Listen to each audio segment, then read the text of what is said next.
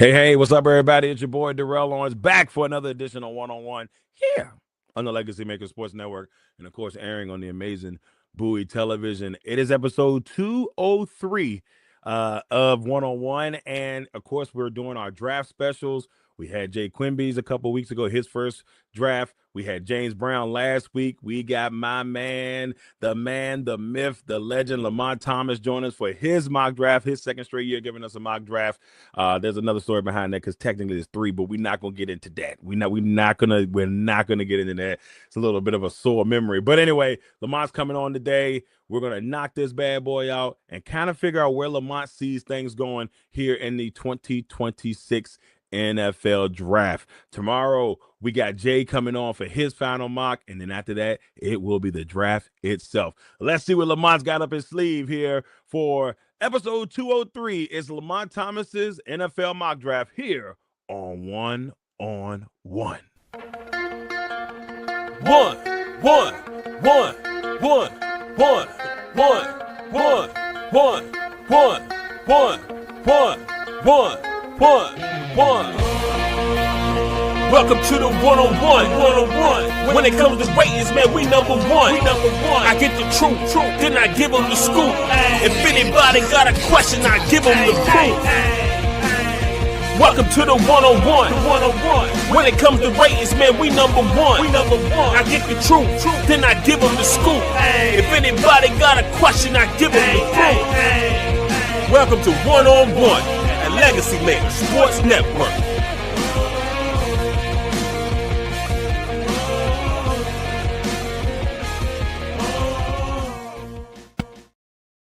Yo, what's up, everyone? Back with you again. I got my man, the myth himself, the legend, Lamont Thomas, in the building with me to break down his NFL mock draft. Lamont, how are you doing today, my friend? I'm doing great, man. It's that time of year again, NFL draft. Everybody's excited. Everybody's been waiting. Even my son and I have been having conversations daily of what could happen, what's going to happen, and man, I'm here for it. I'm glad you say that. I know I'm jealous because my son is nowhere near into football the way I would love him to be in football. He's out there animating, he's doing his thing. But how is that with your son, man? Like that, is he a Broncos fan? First of all, let's get that clarified. No. Yeah, he's a Commanders guy. He's a home guy. Yeah, okay. But born and raised, I can't be mad at him, man. That's the heart is where the home is. I can't be mad at that. But I love the passion, man. I love talking about it, and there's nothing wrong with that. Not being a football, because DJ, let me tell you what, he is awesome. I've had the pleasure of meeting your son, man. He's great. So, little man, like, and before we get into it, who he got Washington picking at 7? Who does he want? He wanted. He misses. He wants to see the linebacker or receiver. Okay. So he wants somebody with Scary Terry, but he's gonna miss Iron Man at the linebacker. They just lost. Was it Bobby? Who was it that they lost? Yeah, Wagner. Yeah. So he was like, we got to get somebody to replace him. So one of the two. So I think the mock will make him happy because you got a vision going on for him. All right, that's cool. Now, speaking of the before we get into the actual mock, this NFL offseason, of course, they get wilder and wilder each year. What have been your thoughts in the offseason? What have you liked? What have you disliked? Before we get into this draft. Yeah, I mean, I don't know. It's kind of looking like the rumors immediately start about who wants to trade and who wants to go here. It's like the transfer portal in the pros, man. It's crazy. It's hard to differentiate what the rumors are from what's truth, and then you start to see things play out, and it's like it's always a saga. Max Crosby traded and then not traded, and as a Broncos fan, I'm like throwing a party, and then I'm getting mad all over again. It's NFL, baby. What can you say? Yeah, it's disrespectful, to be honest with you, because David let that man come into the building and then was like, I don't want to see him. I'm like, what you mean? It's like you break up. It's like you break up with that girl. You know what I'm saying? You just broke up with the girl. You know she gonna be around in the hallway. You trying to do your best to avoid her, and that's what they were doing. It was like, I know I got to see her at some point because we got 7 period together. But by all means, and that's crazy. They had my man hiding all day long. I just thought that was really funny. It is wild. Siri play folded by Kalani. That's what it because that's what it was like. Come pick up your clothes. It's so bad, man. It's so bad. It's so bad. But yeah, crazy all season so far. My boys did nothing, but I'm not even gonna get into that because I'm not trying to be in a bad mood. We already not No, picking in the no. first round. At pick 52, it is. No, I'm with you Um, now. we done traded. We done traded everybody. Ain't got no picks. Micah's injured. Traded Wicks. Still heard Oh about that. I my can't believe they goodness. traded Wicks. I'm like, bro, what are we doing? I'm. There's still some solid veteran receivers out there, which is what I've been begging for years. We need one. D Hop's out there. Beckham looked like he's going to sign with the Giants. Hmm. And I really don't want Beckham, but D Hop is out there. There's Debo's out there. So they've Debo is got out there. people out there that could contribute. But I'm going to wait. Yep. Maybe they're going to wait till after the draft. Whatever. But Hopefully would that they be get it done, man. exactly? But we shall see. Now, with that being said, let's go ahead and get into Lamont Thomas's first round mock. We're also going to get into sleepers later too, but we're going to get into that first round mock first. Let's go ahead and get this thing started the right way. So, with the first pick on the board, the Vegas Raiders, worst team in football last year, you get the dubious honor of picking first. And in a lot of people's eyes is a foregone conclusion. Is that the same for you, sir? It is a foregone conclusion. I do think with the first pick of the draft, the Vegas Raiders will select Fernando Mendoza, quarterback Indiana. I think that as awesome as they're going to look on paper, that they have 9 other picks in this draft, and I think that if they can hit on some of those, oh man, it's going to hurt me to say this. They can make some noise. Like offense is shaping up. You got Brock Bowers, you got Ashton Genty, Mendoza. We know is a winner. So man, if they can get it together, they can turn some things around. I hope Yeah. not, but yeah. Yeah, I hope not. And you notice the most interesting thing is they bring in Kirk Cousins, and me and James talked about this on the last episode.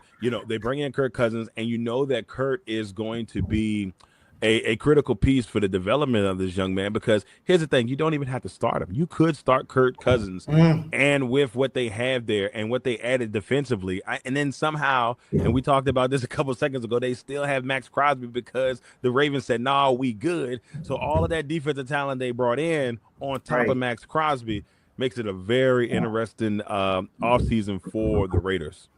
Yes, it does. So at number 2, a team that is picking that seems like nobody wants to be there. And it's the most insane thing. It's like, you want to be the number 2 pick of the draft? Well, who's picking? The New York Jets. Ooh, I don't. Can I I got wait that till thing. next year? Yeah, I My got that man, thing. What thing? Anything. yeah, my man from Oregon, Dante Moore was like, he was probably gonna be the second pick in this draft, and Mm, he said, "I'm gonna hold up.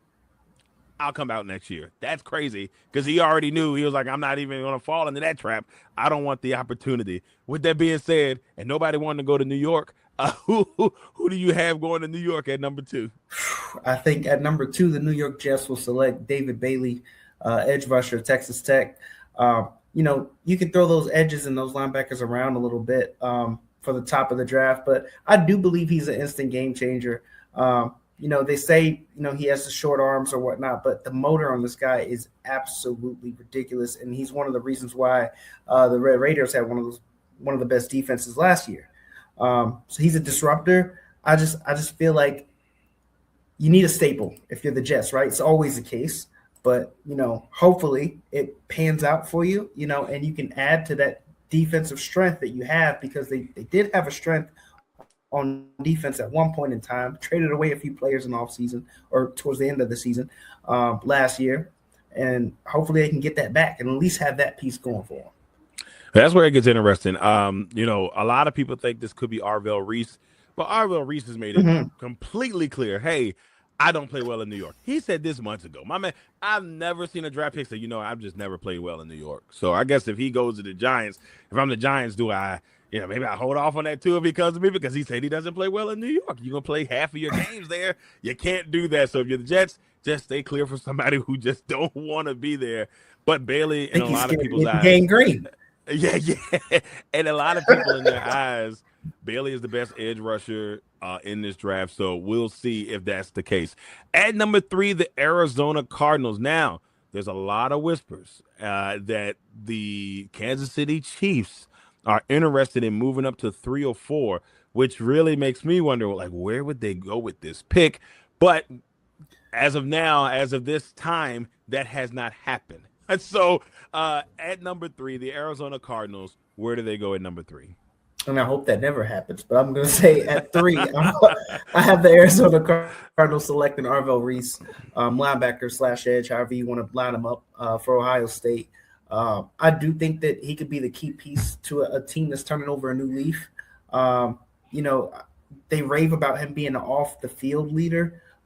That's what you're going to need when you're building the team, right? And if he can be as dominant of a player and actually affect that locker room, Darrell, I think that could be a good piece for the Arizona Cardinals to start anew. Yeah, Arizona's a very interesting city. They obviously, in my opinion, need quarterback, but have decided, you know what?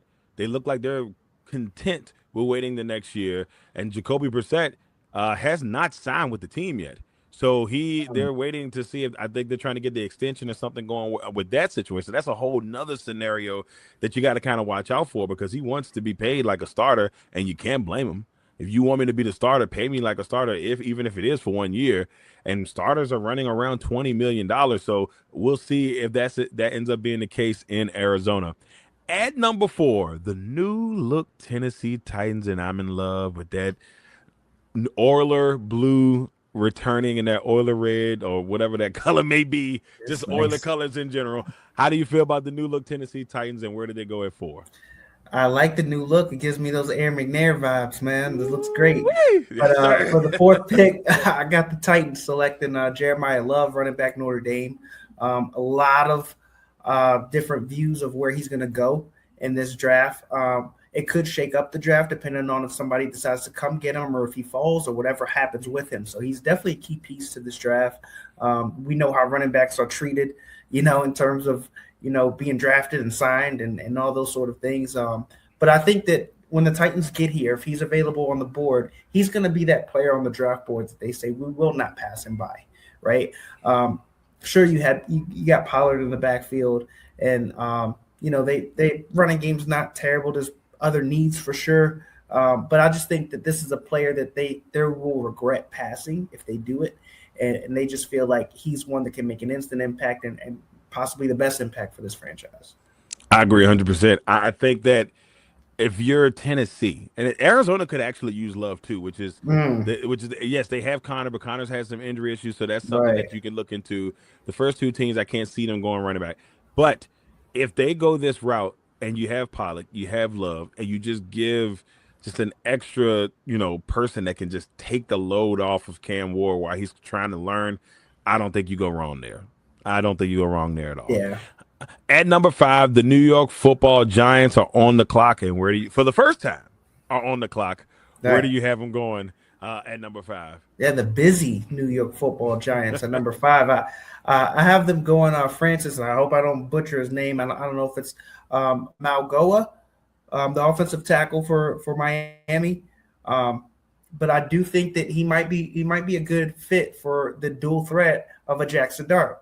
Right, we know that Dart came in, was flashy. He did some things both with his feet and with his arm.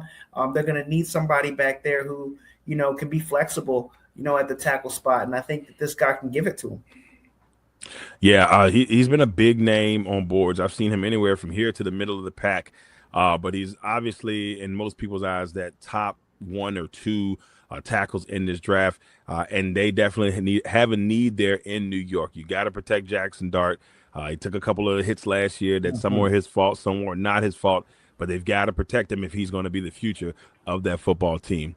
At number 6, they seem to always be here, the Cleveland Browns. The Cleveland Browns at number 6. I have them taking Spencer Fano, offensive tackle or guard for Utah, depending on where they ought to use him. That's the pro for him, is that they can play him almost anywhere on the line. He has a lot of experience. I think that,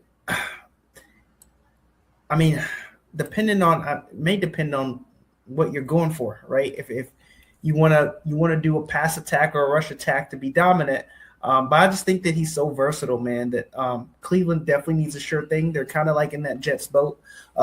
Defense can be spectacular, but it doesn't necessarily win you games, right? So get somebody on the offense who can be a staple and going forward can, be somebody you rely on coming down the stretch.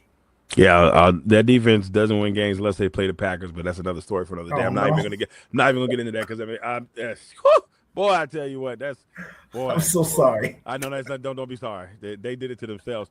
Now, with Cleveland, they got a very interesting scenario coming up here Uh-huh. in the next couple of months because Deshaun Watson healthy. They paid him $6 trillion. Shador Sanders had a very productive in the last year.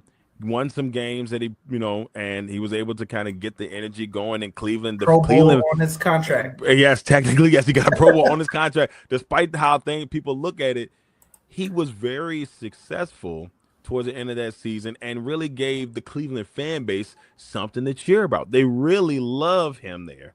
They don't have that same love for Deshaun Watson. That's where it's going to get interesting. That they need Mm-hmm. offensive weapons. They could go receiver because the receiver room doesn't look the hottest. And they did get rid of my man Njoku, who's no longer there. So they had Fannin, who had a really good year. But offensive line, receiver, that offense just needs help. Offense Yeah. just needs help in Cleveland. At number 7, your son has already said what he wanted. But where do you have the Washington Commanders picking at number 7? Yeah, hope you're proud, Lowell. At number 7, the Washington Commanders. I got them selecting Sonny Styles, linebacker, Ohio State. This guy is a stud. Last year, 77 tackles. He runs a 4.46 40, 43 and a half inch vertical. I mean, he's the next generation linebacker, right? He's the guy that goes sideline to sideline. Washington losing Bobby Wagner. My son was not happy with that. He wants them replaced. He wanted to go there or receiver, which I could also see them doing that too. But they got a couple of names in the receiver room. So yeah, I say they take Styles here and really turn this defense up. Well, we remember a couple years ago they had a pretty stellar defense when they had all the Alabama guys, on the D line, and they guys had to get paid, man, and they don't have them all anymore. But hopefully Styles can bring back that commanding defense.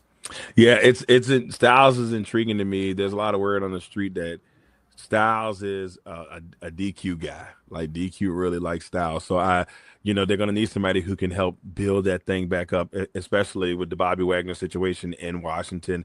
The future Hall of Famer is, maybe not being there is going to be a very, very tough thing for Washington fans to kind of dissolve. He was second in the league in tackles last year, even at the age of 36. So that tells you how good that man has been over time He can play. for the Washington Commanders. So the new look Commanders.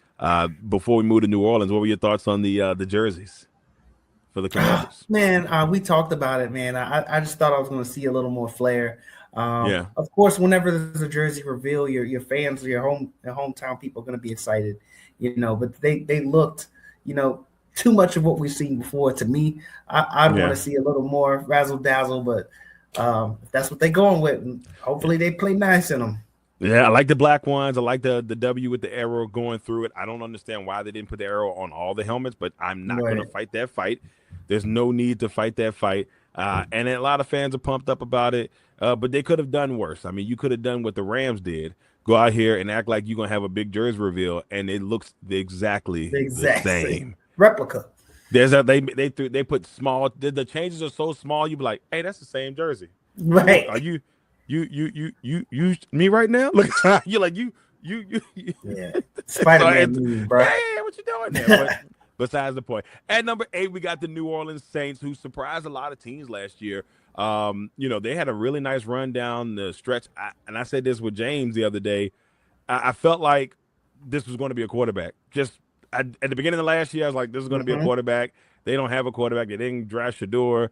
But Tyler Shuck went out there in that second half of the season. He beat pretty much everybody in the division, did his thing, and he deserves the chance to start. Like he proved to me, and I was a hater. I was like, I can't even say his name, Shucksy, Shoxy. Right. And I was like, I don't think that guy deserves to be, out there. But he proved me wrong. I'm man enough to say, hey, man, Tyler, my fault, brother. Good luck this season. I hope things work out for you. Where do you have the New Orleans Saints picking at number 8? At number 8, I got the New Orleans Saints selecting Ruben Bain Jr., edge rusher of Miami. Now, assuming recent events does not affect his draft status, because we know that he's got some things going on, but that explosiveness on tape is there, right? He's another guy that they question his length, right? Arm length isn't the greatest, but when you see him on tape, it's like, bro, it's like forget them arms. Got shot out of a cannon, man. Who gonna stop it? So, they can use some playmakers on defense, to say the least. We do know that. I think that, if he gets in there and he's the stud that he can be potentially, the Saints can start to build. I mean, think about Cam Jordan and not being, the staple of the Saints that he's been forever. You need another one. So it'll be interesting to see where New Orleans goes with that. Surprised a lot of teams, like I said, at the end of the last year, ruined some playoff dreams for some people in the South. Mm-hmm. So, I'm not going to say they're going to go in as a division winner next year, but with the way that division has been, it had been all Bucks. But now you see the Carolina Panthers get a win. You don't know what that division is going to look like next year. The Atlanta Falcons, we don't know what that's going to be with Tua. So the South will be an interesting division next year. At number 9, a team that I know you don't like them, and we can be honest about it. You don't like them, but where do you see the Kansas City Chiefs going at number 9? Oh, my good old friends, the Kansas City Chiefs. At number 9, right? I get them drafting Jordan Tyson, wide receiver, Arizona State. It could be a case where the rich get richer. Just when I think that, they might have somebody who's long in the tooth, or they don't have a player that's been explosive anymore. Here you go. Here's another playmaker. I think that he can be an excellent offensive weapon for them. I think that, Mahomes coming off a big injury, he may not be able to be as mobile as he was before, right? He may need somebody to help out with that, right? So they don't put so much on him offensively, and I think that Jordan Tyson can do that for this team. Yeah, I mean, Jordan Tyson, there are some injury concerns, but a lot of people, they've done some physicals and stuff. They feel pretty good about where he is. So that was an initial scare for some teams, but some teams have worked them out. The medical reports have went in his favor, which is good for him at this time.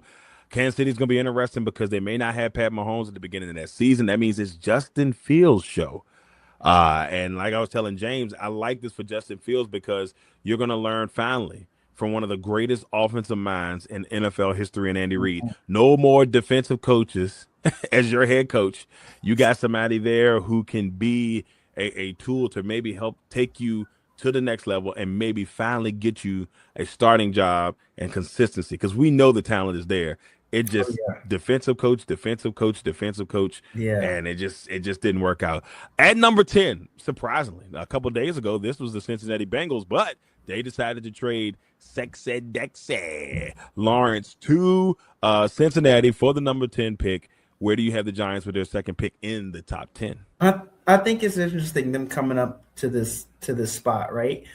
We've seen in the past few years in the draft, Darrell, that the NFC East love to undercut each other and take somebody's next pick, right? Like it just happens all the time in this division. And I think that this is what the Giants intend to do exactly with this pick. I have them selecting with the number 10th pick, Caleb Downs, safety of Ohio State. I think that if it makes sense for them to come up to get somebody from a divisional opponent, it would be this guy, right? Because the potential's off the charts. He's definitely my favorite DB in this draft. The stability he's going to bring on the roster, he has the potential to be the best defensive player on the team. I remember when they drafted, was it them, or they either traded for him or they drafted Jabril Peppers. Mm-hmm.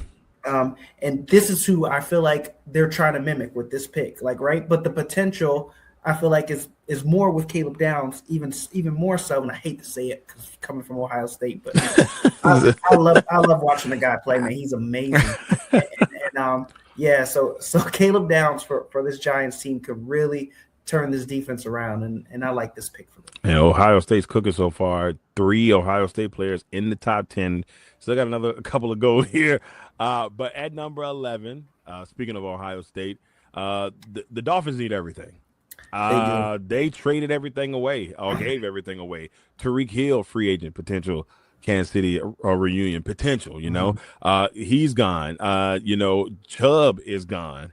They just started getting Achan is a potential person that could be gone. Like Crazy. he's not even at workouts right now. He's like, I'm not coming Oh, up in that really? bed. He Oh don't want to man. be there. So they've gotten rid of a Got lot of Fitzpatrick pieces. back. Yeah. They got Fitzpatrick. They done got rid Did of a they lot trade of him again? pieces.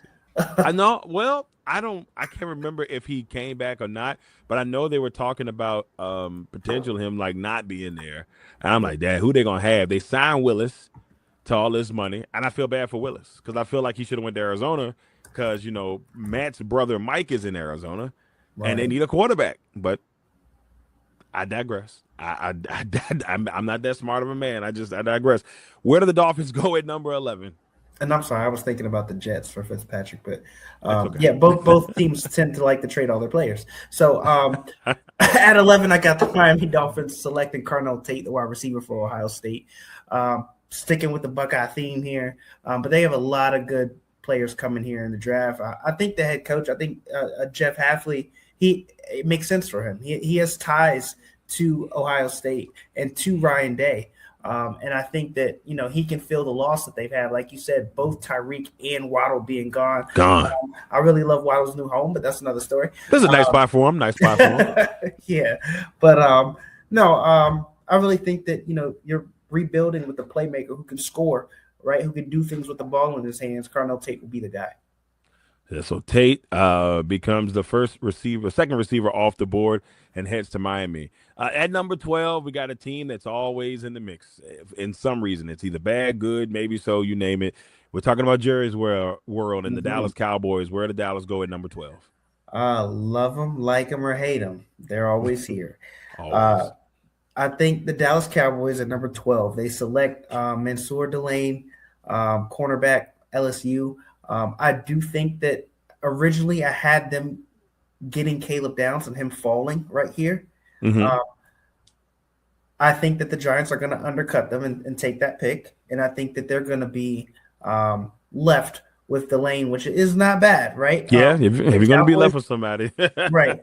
They say he's most likely the best corner in the draft. And I just think that for all the big plays they gave up on defense, they really could have they were right there in a bunch of games last year, and they really need to cut down on those big plays. And I think you pair him with the Jalen Thompson and a Malik Hooker, and now that defensive secondary can start to match up with athleticism, right? And I think Yeah. that if they do that, the Cowboys can turn the page here at getting their defense together. Yeah, they got rid of Diggs, and then they signed Bland to a long-term deal, so that kind of gives them a chance to have a really nice young secondary if Delane ends up in Dallas. Now, let's head into our second part of our second graphic here. We're heading to number 13. We're talking about the team that decided to change their jerseys, but yet didn't change their jerseys at the same time. It's going to bother my spirit. I never seen a hype video. Look, Matt Stafford up there smiling and stuff. I'm like, these ain't different. The only thing they really did different, I think they gave him yellow pants, but they were wearing those before. I'm like, Right. It's we like that. we got to stop doing jersey hype ups for the same thing. He went I from the mean, iPhone 2 to the iPhone 2.5. right. Right. Like what you think we're gonna have? Everybody's looking cool and stuff. I'm like, that's the same jersey. But all right, I'm gonna leave it alone. At 13, you got the Los Angeles Rams. Where do you head with 13? I have the LA Rams at 13, selecting Makai Lemon, wide receiver for USC. I think, you got to think about Devontae Adams after this year and having to replace him. And I think that, maybe Lemon can do that, right? You got Puka Nakua there, but you got to keep the playmakers in a playmaker offense. You have Stafford, you got McVay, and I think we're talking about a possible last dance for Stafford, right? He's going to need all the weapons he can get, and I think Lemon can do that for this team. Yeah, I like the Lemon pick because yes, Adams could be out the door at some point. Then on top of Adams being out the door, Puka Nakua is just he's biting people. Like Yes. I don't understand why he decided I'm gonna bite you. Yeah. I don't. I don't know. And so with that going on, you gotta lock up some things as a receiver as a security thing. The only other and this could be a wild one, but the only other thing I can see what the Rams doing here, and this is a long shot in the first round, would be go QB here. They are trying to sign I Stafford can see long it. term, or at least to lock him up. But you gotta find that guy who's going to be the future, because Stafford's probably Mm. got maybe a year or two left in the tank. I mean, look, I don't want to doubt the MVP, but I think at some point he's going to probably want to chill out with the girls. He's got a Super Bowl. He's got an MVP. He's a future Hall of Famer. I'm not ashamed to say that. The guy's been great over his time. So it's going to be hard for me to see him maybe another year or two before. But they've got to figure out what's that next step at quarterback. You're losing Devontae at some point. What's the next step there? They did a really good job of. Not gonna say you can't replace Aaron Donald, but they did a good Right. job of putting people in position to keep things rolling there Oh yeah. in LA.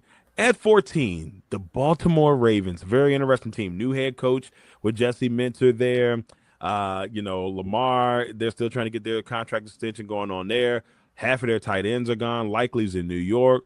Kular went to the Chargers.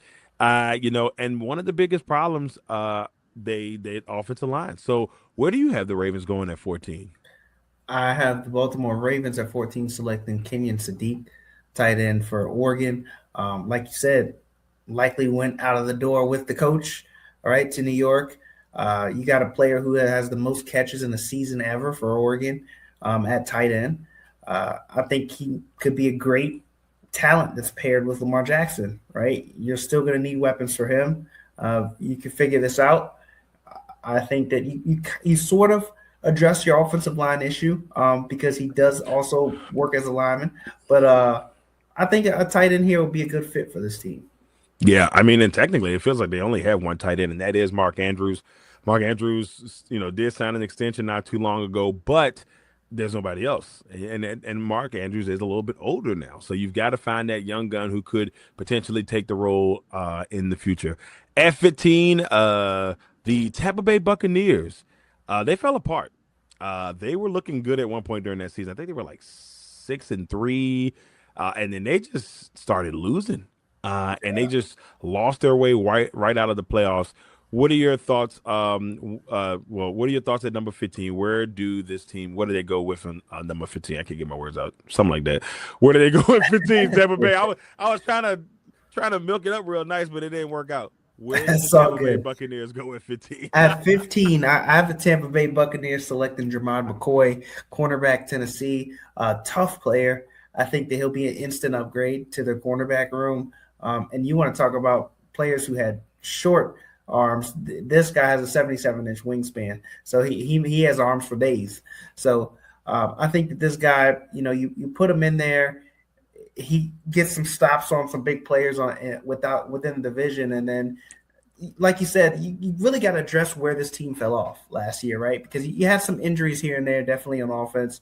On defense, though, they were almost a staple. It's like you know what you're getting with this Tampa Bay defense, and now after this year, you may not be so sure. So I think this player comes in, he's a plug and play. If he starts to be successful instantly, I think you got one. If you're the Bucks, Yeah, Tampa Bay definitely trying to find some ways to improve. Kind of didn't improve in certain aspects by departures. Lamonte David retiring, who's another future Hall of Famer. You can't take that away from him. And then another future Hall of Fame. You lose two Hall of Famers in all season. It's tough. Mike Evans heading to San yeah, Francisco. that's a big one. And that one is just, I'm not gonna lie to you. I never saw Mike Evans in another uniform. I knew he was gonna be a free agent, but it did not cross my mind that he would be leaving Tampa Bay. And unless Tampa Bay decided we're just not doing this, and it's just the weirdest thing. So it's gonna be weird to see him in San Francisco, but they need So strange. receiver help because their receivers don't stay healthy. So we'll see what happens there. At 16, speaking of receivers, the New York Football Jets are back on the clock. I have the Jets taking Omar Cooper Jr., wide receiver for Indiana. I think that his comparison is sort of like a Debo Samuel. I feel like you get a jackknife on offense like that, and you pair him with the Garrett Wilson, who's been consistent with who knows what at quarterback for the past forever.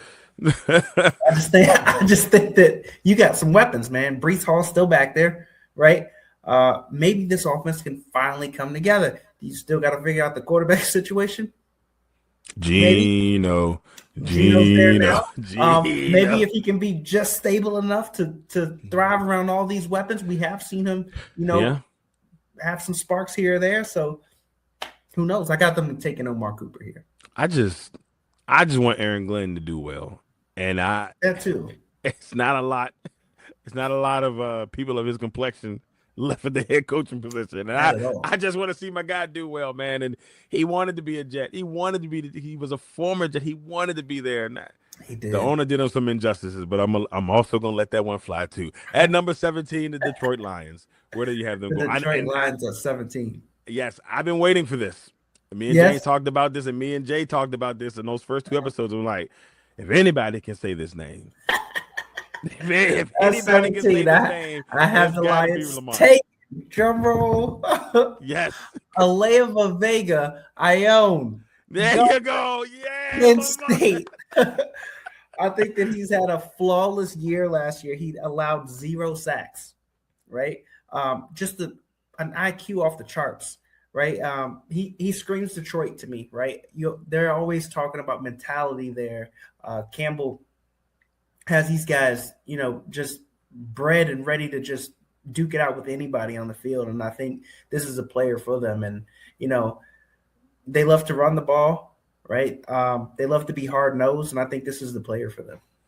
Yeah, I think it's a solid pickup. There's a lot of teams that could use this young man that have some offensive line troubles, but I could definitely see them picking him up in Detroit. It could be a really nice pickup. I also could see the Ravens. Ravens have been really eyeing this young man as well, so that could be another potential pick. At a team that I hate with all of my heart, not some of it, but with all of my heart, the Minnesota Vikings picking at 18. Who do you have? The purple people eaters taking? Or as you probably know them as the purple suckers. Suckers At 18. I got suckers, baby. I got Minnesota Vikings taking Emmanuel McNeil Warren, safety of Toledo. Talk about tough. This guy finds the football. Handful of interceptions, throughout the past couple of years. If he can bring some turnovers to this Minnesota Vikings defense, which we have seen in past few years, I think that this Vikings team can be back on track and, possibly try to make some noise. Look, Kyler Murray being there now, people are not talking about that move enough. The NFC North just got extremely tougher. People forget that the Vikings. So when I went to Minnesota last year, which I can't believe I'm about to give them a credit, but I am. 2 things as a media person: food, great job, Minnesota. Food was really good. Shout out to the kitchen staff there; they did an amazing job. It was a beautiful spread, right? Secondly, as much as I hate this purple and yellow team, the arena was amazing. The crowd atmosphere, top notch, for a team that was 4-8. And that building to be packed to the rim. You know how many teams don't show up after their team is losing? Right. 4-8. And that stadium was packed. And all the Skol chants in the world. And they went in there and they beat up on the Commanders, didn't let them score. And every opportunity was just loud and proud in there. So as much as I dislike them, I will give the fans credit for what they did there. And I will give them the food staff and the stadium itself a shout out. Just an amazing experience for myself being there. And I can't believe I'm saying it out loud. And every touchdown they play Prince at the end of every Purple touchdown. Rain. So no, they play shoot. Dun, dun, dun, dun. Dun, dun, dun, dun. I can't think of it. It's not popping in my head, but they play that at the end of every. I know what you're talking about. Yeah, I know. And people will yell at us for this if they watch the show. But I know, dun, dun, dun, dun, and it's not, the words are not clicking. But they play it at the end of every touchdown, and so like I said, I got to give them credit for that. Also, Toledo. This could be the second defensive back they've come out of Toledo, making it in the first round the last couple of years. Quentin Mitchell, who is in Philadelphia. At 19, a surprising team to make the playoffs last year. Shocked the world, the Carolina Panthers. 19, I have the Carolina Panthers select Monroe Freeland, offensive tackle for Georgia. He can be an anchor on either side of the line, right? And I think one of the things we've seen with Bryce Young at quarterback is that when he gets a little time, he can make plays, right? The jury was out on him. He had a terrible first year, but he had no time, right? None. And I feel like if you get him more time we've seen that he's had some of the most comebacks in the NFL as a quarterback in the past 2 years that he's been there. I think the guy can do some work. Yeah, shout out to Dave Canales. There was something in my spirit last year when I knew that the year before last when they brought Canales in. We saw the work he did with Baker Mayfield. He did really good things in Seattle. So people were really like with Geno. So people were really hyping him up.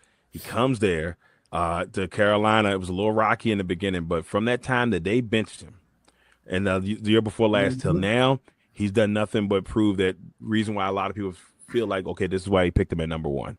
And when we see CJ Stroud unfortunately regress because it was looking the complete opposite after Yep. year one. But shout out to Bryce Young for what he's doing, and I think he's going to play himself into an extension this year coming up.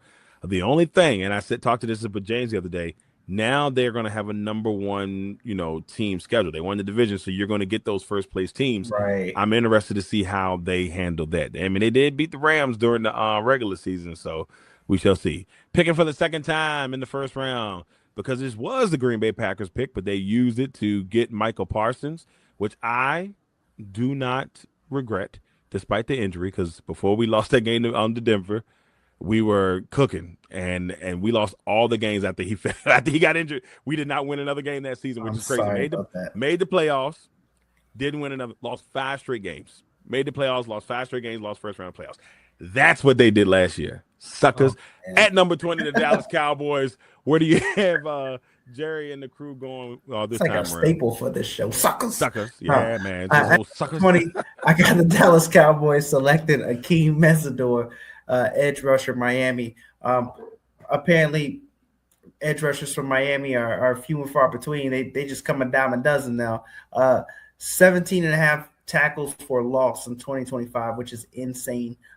This guy can get in the backfield and mess some things up. Jerry's been saying since the trade of Michael Parsons that he wants to stop the run. Well, here you have it, right? This guy can get in the backfield and make some plays. He's also relentless when pursuing the quarterback. So there you go. Nice defensive presence. I had them taking a DB earlier in the draft and paired them together.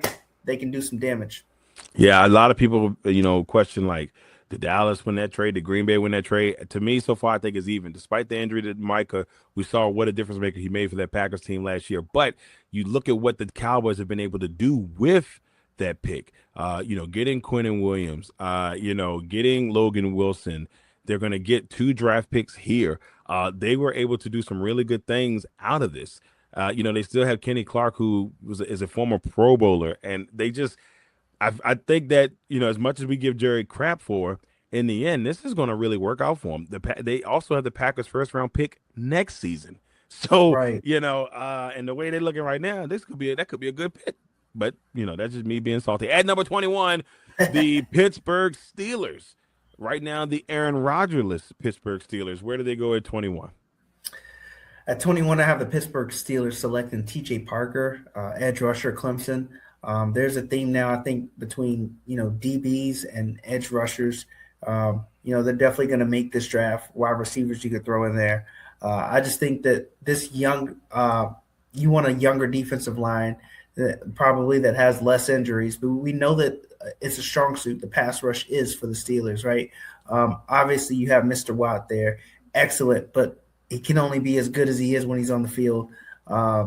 You got this guy's 3 years of experience on Clemson's D-line, 21 sacks. He instantly comes in and adds to this already pretty stellar Steelers defense. Yeah, Cam Hayward, a vet on that line, and just more pieces that are puzzle. They had the most expensive defense in football last year. It did get them into the playoffs, but it wasn't enough to get a playoff win. At 22, another team that I know in your mind, suckers. The LA Don't like them, aka San Diego Chargers. Where do you have Jim Harbaugh on the boards going at 22? Can't win with them now. And at 22, that's I had to do it. At 22, I have the Los Angeles Chargers selected Blake Miller, offensive tackle, Clemson. I think that this guy can be somebody who's groomed. You can groom him, but with Joe Alt and Rashawn Slater there, possibly move him inside if you have to. I think that he could be poised to be the best offensive lineman on this team down the road, which says a lot for the guys that they already have. I just think that obviously Herbert is really important to this team. He has a lot to prove. We always talk about how he's mentioned with the best quarterbacks, but we don't see it. We don't see that translate to playoff wins, right? Something has to give. We tried it with receivers. They have Lat McConkey, who's actually proved himself, right? Yep. So what happens now with that O line? I think they get Blake Miller here. Yeah, Quentin Johnson, another guy who led the league in drops like 2 years ago, but had a better Mm-hmm. season last year. I think he had like 8, 9 touchdowns, so he had a pretty solid year there. They brought back the veteran Keenan Allen, who did some really good stuff at the beginning of the season, but kind of opened the door for the other receivers. They drafted last year Amari and Hampton to be their Yep. lead back. So yeah, solidifying that defensive line. That offensive line to me is a big thing for them. So I love that move. At 23, a team that just finds a way. I don't know. They just know how to rebuild. And after last season, I get very scary when we talk about Howie Roseman because he just finds ways to retool a football team. Where do you have the former Super Bowl champions from 2 years ago at 23? 23, I have the Philadelphia Eagles selecting Denzel Boston, wide receiver for Washington. I think this guy can be a stud. He could be, I said, could possibly be the wide receiver steal of the draft. I think that we hear the rumors about A.J. Brown and being traded out, right? You're obviously going to need a replacement. You pair a guy with this size with Devontae Smith.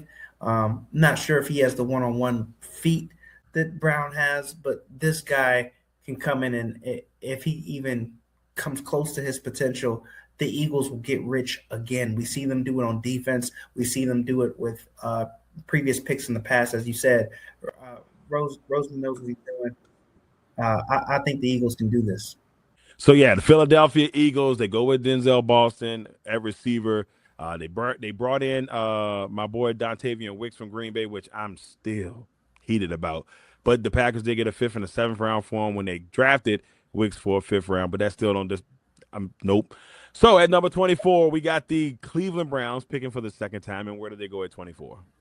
At 24, I have the Cleveland Browns selecting Casey Concepcion, wide receiver at Texas A&M. I think that as put him in the slot, the guy can do everything.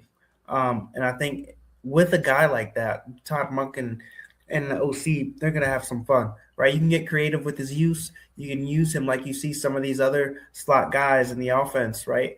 You can hand him the ball, right? You can do little short routes. He can go deep. He can do everything. So I think if they get a player and a playmaker like this, you can start to actually, I don't know, maybe we can expect the Browns to move some things on offense. So, Yeah, that's all. I'm just very intrigued to see where they go at that quarterback position. That's yes, where for it sure. will get interesting.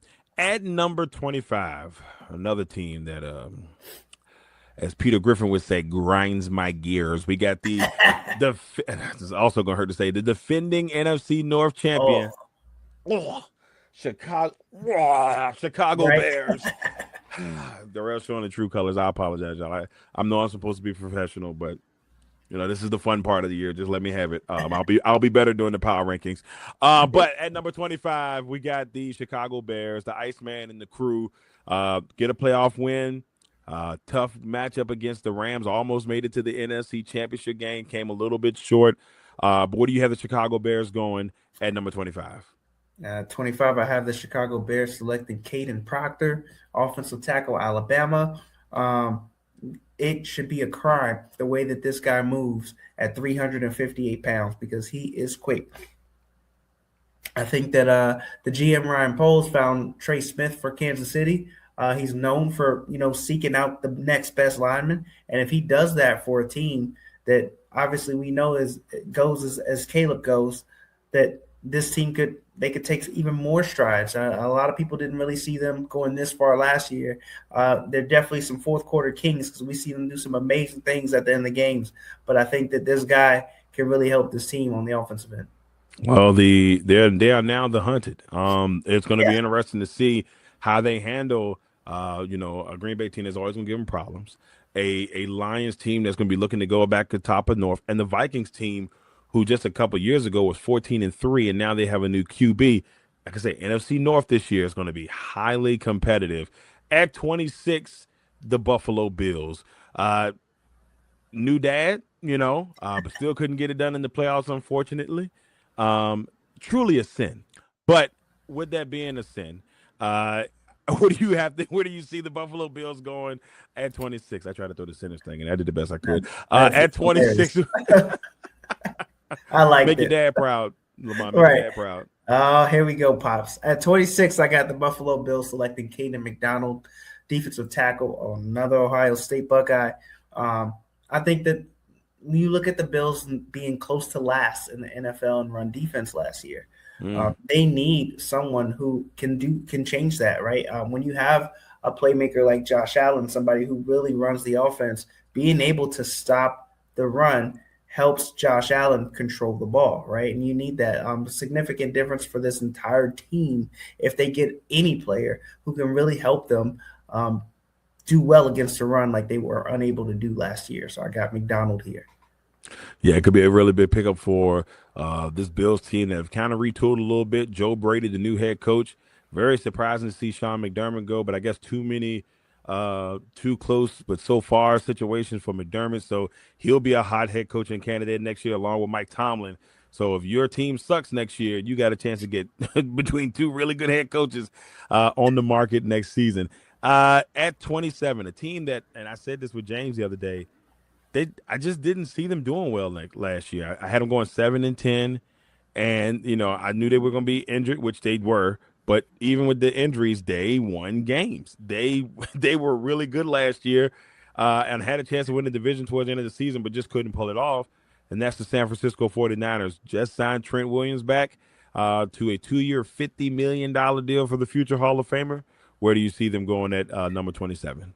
At 27, I have the 49ers selecting Caleb Lomu, offensive tackle for Utah. And really what it was that replacement, right? That's the writing on the wall, is the replacement for Trent Williams, who obviously they still think he's worth coming back and making some more noise, which we have no argument against that, right? It's just the fact that he's 38 years old, and we know that he can't do it forever. But you get a guy like this, and if the 49ers are plagued with injuries like they have been the past few years, somehow they always find another running back or another wide receiver or another offensive lineman. Well, he can be that other offensive lineman that is an insurance, right? He can come in and help out and still keep the 49ers a deep team that they've always been. Yeah, we'll see if San Francisco can continue their success from from last year, which I'll be honest with you, I wouldn't be surprised at all. Once again, the NFC West is going to probably be the toughest division in football, with the Rams, the 49ers, Agreed. and the Seahawks all in that one division. Sorry, Cardinals, but you got to prove something before I can put you back in the mix. With Brutal. those three teams right there, problem. At 28, the Houston Texans, CJ Stroud, tough last 2 years, but regardless of that, CJ Stroud has gotten his team in the playoffs. He's gotten a playoff win each time.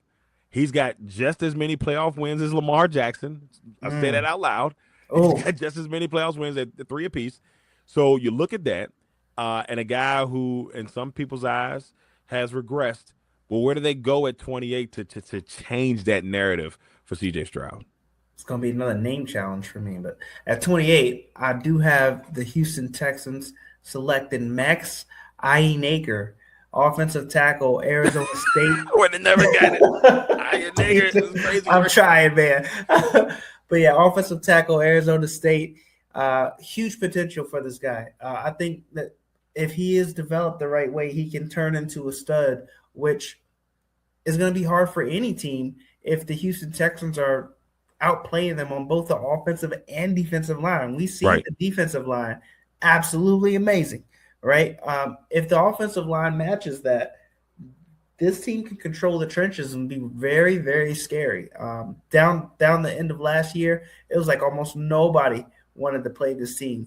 I remember the Broncos game against it was a dogfight. I just felt like every play, I just wanted insurance for my players. It was that bad. So was it have that type of roster? One of those weird score games. It was like 18-15. And Something like whenever that, you see right? 18-15 games, you're like, it's going to be, it's ugly. There's a lot of weird defensive things going Jumping on up and there. down because we got a field goal type of game. Right, right. So Texans go offensive line, and I would not be surprised if they definitely going to need that to help protect CJ this coming season. At 29, a team once again you hate dearly with your heart, but this is their second pick here in the first round, the Kansas City Chiefs. Yeah, I see red. Yeah, At suckers. 29, suckers. At 29, I see the Kansas City Chiefs selecting Colton Hood, other corner for Tennessee. Um, this guy has ties. He has bloodline. His uncle is Roderick Hood, who was also a former NFL corner, right? So he has that inherited elite ball knowledge. The Chiefs lose McDuffie, which was a huge secondary piece for them. And I think that you're going to have to replace him. I had them taking a receiver earlier. I think Colton Hood could come in and be a good asset to this team.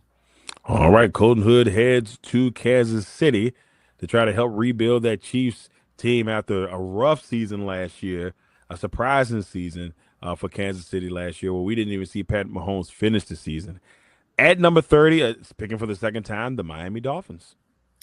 At number 30, I have the Miami Dolphins selecting Dylan Thieneman, safety for Oregon. This guy can play. He's a sure tackler, also has excellent coverage. And, oh, by the way, it doesn't hurt that he runs a 4.35 40. He's super fast. My goodness. Yeah, word is it that he has a vocal leader as well, so he'll definitely help that locker room, which we've seen a lot of turnover in Miami and a lot of talk about them needing locker room guys. So if that's the case and this guy is a fit here, he can turn this Dolphins team around. The Enderman. I like that because I looked at it earlier and I'm like, I don't think I got that one. But I had a ton of faith in you, my friend. And now we talk about the last two picks here in the first round, the defending AFC champions and Super Bowl champions. But first, the AFC champions. Now, AFC champions. What an offseason it's been for the AFC champions. Well, you lose a tough one in the Super Bowl, all right? Then Stephon Diggs has his issues. He's no longer on the team.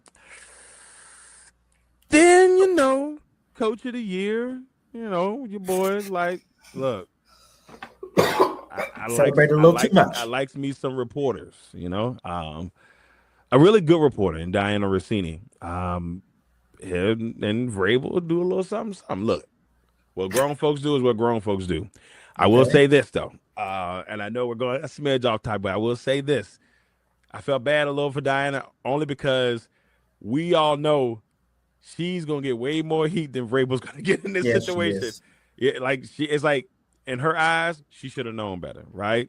I'm not saying that that's the case, but most people will look at it that way because you are the reporter, you're the media person in that situation. Media members that are women already don't get a fair shake. You're right on the same page that I was going, Lamont. It really is tough to see. Yeah, you knew exactly where I was going with that. So it's tough to see. Vrabel did not the other day when they had their pre-draft media press conference. He wasn't there. They did not let my man smartly did not let my man out there for this at all. So it's going to be very interesting to see, if they can look past all of that. Looks like AJ Brown's going to be there after June 1st, so that's something to look into. But with all that being said, where do you see the AFC champions going at number 31? At 31, I have the New England Patriots selected Keelan Rutledge, inside offensive lineman from Georgia Tech. This could be a reach. Many people don't have him going here, but I do think that with so many O linemen being picked in this draft, this could be one that he falls here. It could be a need for the Patriots, right? We think about that Super Bowl game and the Seahawks penetrating it way more than they wanted them to. You're going to need some help there, right? If you want to take it to the next level, I think Keelan Rutledge can be that for this team. Yeah, tough Super Bowl for Will Campbell. I felt really bad for him, man. He was the butt of a lot of jokes at the end of that Super Bowl. And my man came a couple memes came out of that. So tough goal for him. I mean, but hey, you made it to the Super Bowl. You grow, you learn from it, and you don't let it happen again. So we'll see how New England bounces back from there. But Rutledge could be a nice piece on that offensive line. Last but not least, a surprising Super Bowl champion for a lot of people. Yes, a 14-3 season. Nobody, if you unless you're a Seattle Seahawk fan, nobody in their right mind picked the Seattle Seahawks to go to the Super Bowl and win the Super Bowl last year. Mhm. No one. No one. And if you tell me you Not did, you're me. lying. Right. If you're not a fan of the team and you picked them, you're lying. You're lying. And shout out to Sam Darnold. Very happy to see Sam Darnold get that ring. The best thing for me about it was I knew Minnesota fans were like, I can't believe we let him go. Right. Can't believe we let him go. That's all I hope. I hope that it pains them tremendously that happened. With that being said, Lamont at 32, last pick in the first round here. Where do the Super Bowl champions go? At number 32 of the first round of the NFL draft, I have the Super Bowl champs, Seattle Seahawks, selecting Jadarian Price, running back Notre Dame. We haven't done too much talks about the other running backs other than Jeremiah Love, but this guy who happens to be coming from the same team, I believe, could be a nice addition to a team that's losing to Kenneth Walker III. He doesn't have too much wear and tear on him, which is more of a, I think it's a, I would say I don't even know what to call that, but it's a benefit, right, of Yeah. the Seattle Seahawks. It's something that you would want to see when selecting a running back. We talked about how they don't get their fair shake, uh, but here it is, right? You got a guy who doesn't have too much wear and tear, a guy who can cut, Jadarian Price here for the Seattle Seahawks. Yeah, I like this move because this feels like the one where you like 3 years from now you was like, man, who thought Price was better than Love? Right. Doesn't it feel like that? And I'm not It does. saying Love's not going to be great, but it feels like, especially the situation that he could be going to in Seattle. Yeah, yeah, it could There be you really go. good for Price. Not having that wear and tear, have fresher legs, I guess you can say. Not Sometimes too that's much the hype difference, around right? him. Is the placement. Yep, not that much hype around him. Going to a Super Bowl champion that knows how to win, by all means. So there it is. Lamar Thomas's first round mock draft. Before we go to the sleepers, Lamar, how do you feel about your draft overall? I like it. I know that there's a few different things, but of course, we all look at it in our own eyes of the GMs in terms of need, in terms of what we want to see the team do, and in terms of their patterns and what we think they're going to do. And I think that, this is a great combination or mix of all of those things. Yeah, man. I like what you did here in some instances. I think some of these are straight on and will really help some teams out. So I'm excited to kind of see how it all plays out on Thursday. And as the NFL draft is around the corner once again. Now, of course, we always do on the Legacy Maker Sports. Now we love to talk sleepers. It's always been a big thing of ours since we used to do our big mega drafts as a group. And so now in another year of doing our drafts, we got to pick our sleepers. So Lamont, I'm going to start first with your defensive sleeper. Sleeper, tell us about this young man. All right. So my defensive sleeper, I have UR Bernard from Nigeria, defensive tackle. This guy is not real on paper. He runs a 4.63 40-yard dash. He's 6'4", 304 pounds. I'm going to say that again because it doesn't make sense. He's 6'4", 304 pounds, Sheesh. Terrell. He is 6% body fat, and he runs a 4.63. Good It's like night. it's like almost like a bear with pads on. Uh, this guy is 39-inch vertical. He did a 10-foot, 10-inch broad jump, which is a foot longer than anybody else in the NFL Combine. He's been a part of the HBCU showcase. He's never played football. He's a farmer from Nigeria. That's Um, crazy. but if you He's a look at his farmer. genes, right, his father was a policeman that passed away when he's been 16, when he was 16. So he has the fuel right there. But he's been training with the International Player Pathway, and everybody who's seen this guy in these drills and the combine is just they're blown away. And I think that if he goes to a team that remotely can get what it looks like they can get out of him, I think he's going to be a name that could be household. I ain't gonna lie to you. This feels like a Seattle pick. I'm Yeah, going to throw this or out there, Ravens not to me. because I'm gonna tell you right now, the way that Mike McDonald teaches defense, and you know this firsthand, sir. This man has I won, do. national championship. Goes out there to Baltimore, has the number one defense. out there, comes to Seattle, wins a Super Bowl. This feels like if he goes to Seattle, he's going to bring the best out of this young man.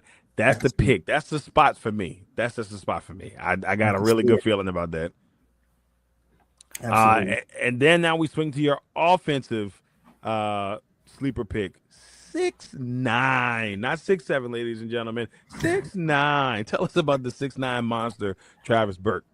Travis Burke, offensive tackle for Memphis. I think this guy, size, like you said, 6'9", 325 pounds. His physical traits are unfair. I think that he's so strong. He plays all the way to the whistle. He's a coach's dream, right? And I think that if a team gets this guy and he develops the way he looks like he can, he'll be a offensive staple to come. He'll be one of those guys that we talk about. It's just, well, you don't really got to worry about protecting the quarterback on this side because you have Travis Burke.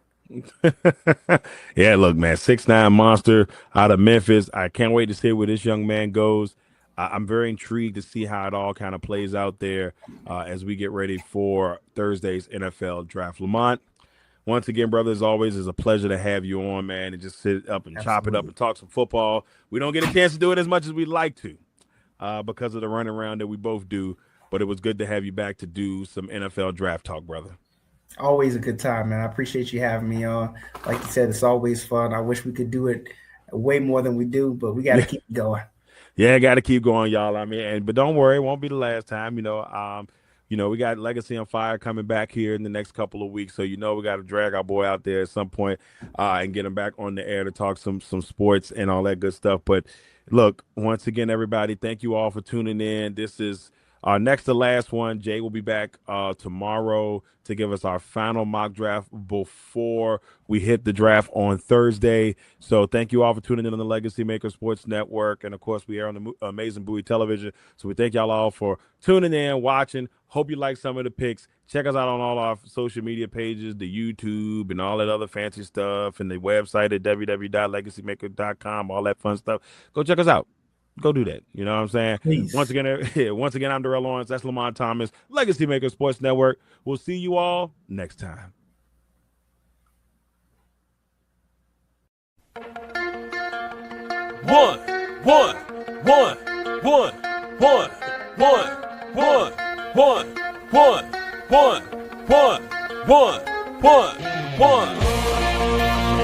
Welcome to the one-on-one. When it comes to ratings, man, we number one. I get the truth, then I give them the scoop. If anybody got a question, I give them the proof.